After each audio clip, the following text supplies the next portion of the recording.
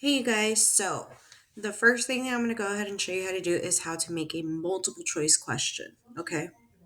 Now, the easiest way to go ahead and make a multiple choice question is to go ahead, one, click on the blue button, make sure that whenever you add it, you click on multiple choice.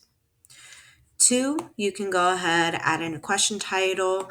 I can put my TEK here. I'm doing probability in seventh grade, so this is going to be my TEKS 7.6a. Okay. And that just kind of lets me know what is going on with that question, right? Now, in every single one of these, you can go ahead and see that you will be able to go ahead and have in that edit. That's kind of basic edit for Word that everybody's typically used to. At least like the bare minimum teacher knows how to use Word. All right. So this is where we can go ahead and kind of just add in our question, right? Now, let's go ahead and say we want to use a STAAR question, right? If I want to use this STAAR question to go ahead and be my question for my exit ticket, DOL, whatever you want to call it, right? I can easily go ahead and add in this entire question in here. Now, some of you are all like, well, how do I do it? We can't exactly copy, right? I can't highlight. I can definitely highlight above. I cannot highlight into the question. Thanks a lot, lead forward. But we can easily go ahead and copy over everything that we need to, right? I can simply just do a screenshot. Let me make sure I have all this right. Okay. I can easily do a screenshot and just kind of take it piece by piece. I don't want the number in it because we don't know like what all is going to be there, but I do want to make sure that I go ahead and I have this. Now I can either crop it here. For me, I'm going to go the little extra mile and I'm only going to do the picture here. Okay. I have my reasons. Don't worry. But I'm also going to go ahead and make sure that I save it into an area that I know of. So let's go ahead, do my pictures. I have a lot in my files. Please do not judge me. I made a folder for probability. This one is for sample space. I'm going to go ahead and name this one DOL. Okay, just so I don't mix it or confuse it. I'm going to call this my question one. And this is going to go ahead and be that spinner. Now I'm going to quickly go ahead and type in the whole situation. All right, experiment. The tree diagram shows all possible outcomes of the experiment. Which sample space is described by this tree diagram. Okay, so I'm just gonna make sure I did not misspell anything. Trust me, these kids will not let it go if you do. I one time spelled a word that I was not proud of, and one of my most insane students had to correct me on it. She was so thrilled. So I'm going to go ahead, add it, make sure that I go exactly where I need to be.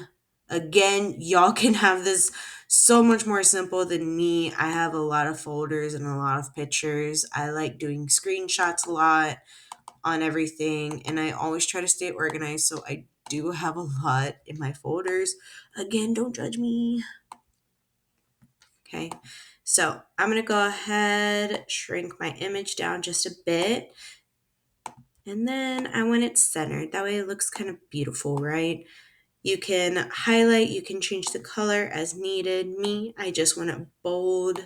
And actually, let me go ahead and give this the black font. There we go. Okay, that way it doesn't kind of look grayish. All right, that's just me. Now, as far as it goes for the answer choices, obviously I am not going to go ahead and care to type every single one of these.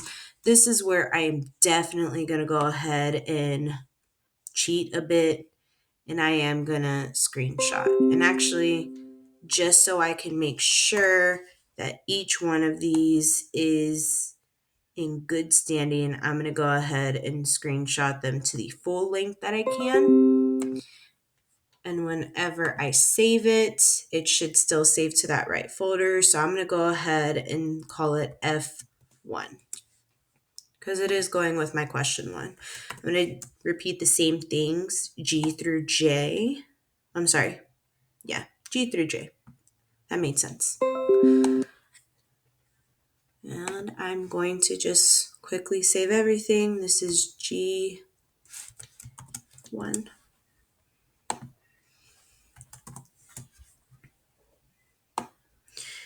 And before y'all think I'm crazy, there is a reason I'm trying to go ahead and make sure that I save everything to that full length. I will show you in a minute. Promise. This was H1 and then J1.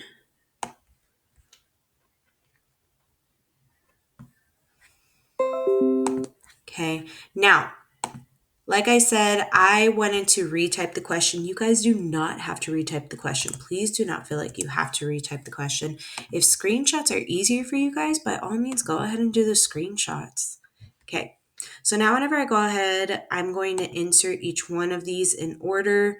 So I'm going to upload the image. And since I uploaded the spinner one already, I should still be in the same file. Okay, so this is my F. I'm going to go ahead. We look good. I'm going to add it. Now, should your school have low Wi-Fi one day, this is going to be an issue. But here's what I meant. So if you click on your image, you can click on image options. If you scroll down to where you see pixels and you just go ahead and you do 100%, this will automatically go ahead and have that format done for your questions. So I went ahead, I'm having it at 100%. That means that whenever I go ahead and I exit out, this question will go all the way out. And this is the wall that it's going to stop on. Okay. So whatever the window length is, that's what it's going to go ahead and stick as. And since I copied all of these the same width size, I should generally get the same font size, making it look like I went above and beyond to my children or to admin or whoever's walking in my room that, hey, I went ahead and I made sure this was pretty for my children. Again, this is me going the extra mile. You guys do not have to at all do this. You can easily go ahead and have the screenshots. I just recommend doing it this way. That way it doesn't look funky to the kids sometimes. This is like whenever you want to make sure all the fonts are the same size, right? This is a route of going through it and quickly adding in these questions for Canvas. So as you see, I'm doing this with every single one of these. I did say I was going to go ahead and do that. I also want to go ahead and get into how you can give that live feedback for each question. Let me just finish this one up. Image, last thing, percentage, and done. Okay, so now I have my questions and I'm done. I can easily go ahead, click on done, and you see my questions. My questions are beautiful. If I went ahead and let's say I made it wider, it zooms in for these, okay? You notice how my spinner stayed the same. It's because I didn't have it as a percentage. If I switch it to a percentage, it'll definitely switch to that. Same way as I did my multiple choice questions. If I shrink the window, the questions do get smaller. My spinner stayed the same, right? So that's how that 100% works. Now, I do know because of Lead Forward, they do give you guys the answer choice. So I know F is correct. That does let me know. Should your answer choice have been C, this is where you just click and it'll go ahead and tell you which answer is what. Now, what I like to do is go ahead for the alignment outcomes. I add in that TEK. Okay. So for that TEK, because I have my mathematics already linked up to my account, I can easily just type in 7.6. Okay. And because again, it's math, so I have MA dot. Rather than clicking that MA dot, I just had to type in 7.6. So this is going to go ahead, let me link in this TEK to it. And now that TEK is done, And then if I wanted to, I could add it to an item bank. This is if I wanted to reuse that question again, which maybe I do. I can easily go ahead and add it into an existing item bank. Okay. Now, this isn't the typical place that I use my item banks in. So it says it may not work. Typically, it does work. It'll let you know if it doesn't work.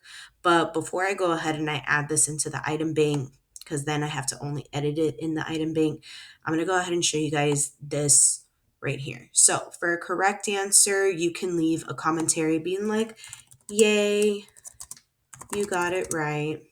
Right? This is if you want to be that extra teacher.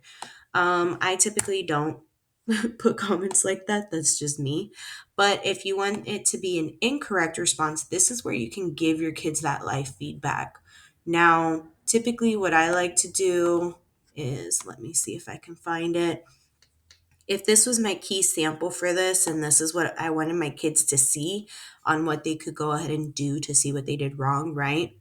One, I would remind them, hey, you guys, y'all could just count how many outcomes you have. That's 9 total outcomes. You can also go ahead and read the question. You have 2 spinners, right? If you're 2 spinners, go ahead and have the option of 1, 2, and 3, or red, or I don't even know what those stand for, R, T, and Z, right?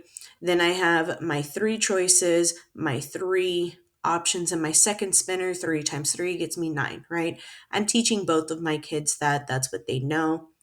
I'm going to tell them 1 star is ridiculous sometimes, so you guys can go ahead, just count all the outcomes, right? If you notice, you have 9 outcomes in F, 18 outcomes in G, 2 outcomes in H, and then 3 outcomes in J. Now, also going ahead and explaining tree diagram and how it works and everything, how they should have 1 R, 1 T, 1 Z, and so forth, right? I can easily go ahead and tell them, hey, if you have 1, 1, 1, 2, 1, 3, does that make sense? And then hopefully they would tell me no. There's always going to be one kid that tells me it's ridiculous and like, yeah, you should. And yeah, we all know that kid. There's also H going ahead doing 1, 2, 3, and then this is basically splitting up the spinners. This one's saying, hey, if you have the option of doing that 1 spinner, your options are R, Z, R, T, and Z, 2 R, T, and Z, or 3 R, T, and Z, right? And we just know that all these are ridiculous and that F is it, right? So I can give them feedback, but this is the basic feedback that I want them to have. So I'm going to screenshot it. And then I'm just going to go ahead and copy this, right? Now, you guys can do this with scanned paper as well. This is just how I like to give my feedback sometimes. And like I said, this is how I do it and how my kids are used to going ahead and seeing it. This also helps me be around the room 24/7 or wherever they need me to be. For this one, I try to make sure the image is not so big. So I usually have it at like 50% of that image size, just so the kids can kind of see how it works. If I don't like it, I normally increase it. Let's go with 70 because that image was a little small. There we go. Yeah. All right. So this will show the kids if they got it incorrect. This is for an incorrect answer. I then go ahead, I click on done. Like I said, I'm going to add this to my feedback. I'm going to add it anyway. And now if I want to make any edits, it has to be edited in the bank. That's not really an issue. I just don't like how it is sometimes. So once you go ahead, you click done. What did it fail to update? Sometimes you need to refresh. But it could have also been me trying to upload it to the item bank. Yeah, there we go. So now I have my first question done, and that's a multiple choice question. It was lengthy because of the process. I didn't have all the parts saved already, but it is fairly easy to go ahead and do. Once you have one question, all of them are kind of easy after that.